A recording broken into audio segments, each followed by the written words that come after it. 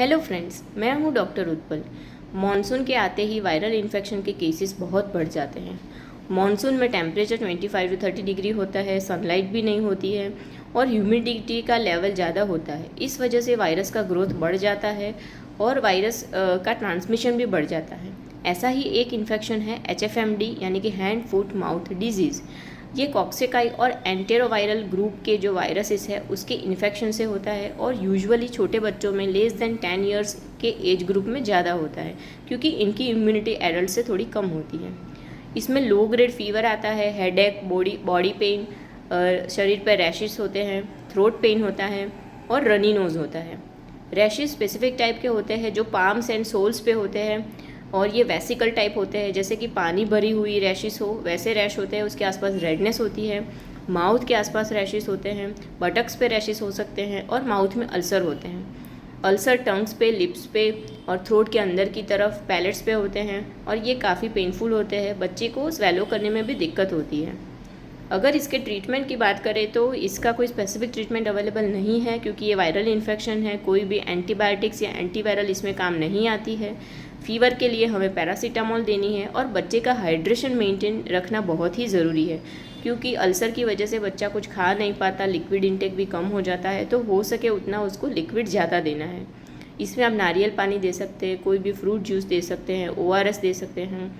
Viral fever के दौरान बच्चे का एपेटाइट कम हो जाता है तो उसका सॉलिड का इंटेक कम होगा। तो ऐसे टाइम पे आपको डरने की ज़रूरत नहीं है। आप बस हाइड्रेशन मेंटेन रखने की कोशिश करें और यूरिन दिन में 5 से 6 बार हो रहा है कि नहीं इसका ध्यान रखें।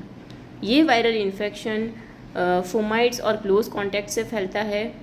फोमाइट्स का मतलब है कि किसी को इन्फेक्शन है और उसके यूज़ किए हुए यूटेंसिल्स, कपड़े, टॉवेल्स, कप्स, नैपकिन्स हमने यूज़ किए हैं, या तो फिर उसको खांसी हो रही है, स्नीजिंग हो रहा है और ऐसे करके उसके वायरसेस जो भी सरफेस पे आके चिपक जाते हैं, जैसे कि टेबल हो गया, चेयर हो गया, और उसको आपने छुआ और वैसे ही हाथों से आप अगर अपने नोज़ को टच कर रहे हैं, मुंह में हाथ डाल रहे हैं, आँखों में हाथ डाल रहे हैं, तो ऐसे ये वायरस हमारी बॉडी में एंटर होता है।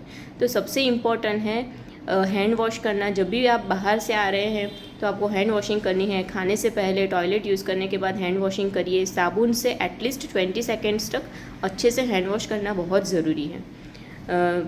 आपको मास्क पहनना है अगर आप भीड़ भाड़ वाली जगह पे जा रहे हैं या तो फिर किसी को वायरल इन्फेक्शन है, ऐसे इंसान के क्लोज कांटेक्ट में आप आ रहे हैं तो आपको मास्क पहनना बहुत ज़रूरी है। क्लोज कांटेक्ट यानी कि शेक हैंड करना, हग करना, किस करना, ऐसी एक्टिविटीज़ से भी ये वायरल इन्फेक्शन फैलता है, तो इससे भी दूर रहना है।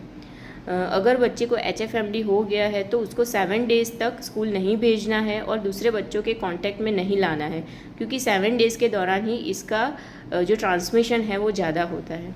तो प्लीज़ अगर आपको लग रहा है कि आपके घर में किसी एडल्ट्स को या बच्चे को कोई भी वायरल इन्फेक्शन है तो अपने डॉक्टर को ज़रूर कंसल्ट करें। Thank you.